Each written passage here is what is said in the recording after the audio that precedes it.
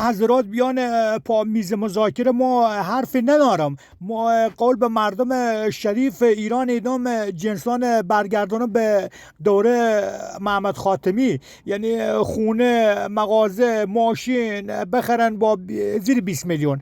ما اینجا قول مردانه به تو ایدم. فقط بین پا میز مذاکره ما بادن اوباما اینا هم مشکلی نارن، ولی وسط خداوکیلی هرچی می مملکتوی بود ننس گردن ما.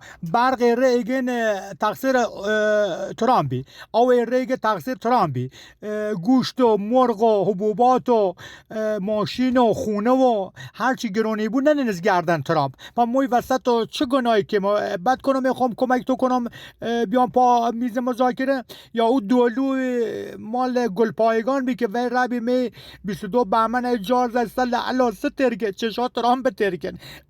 پا مو وسط چه گناهی که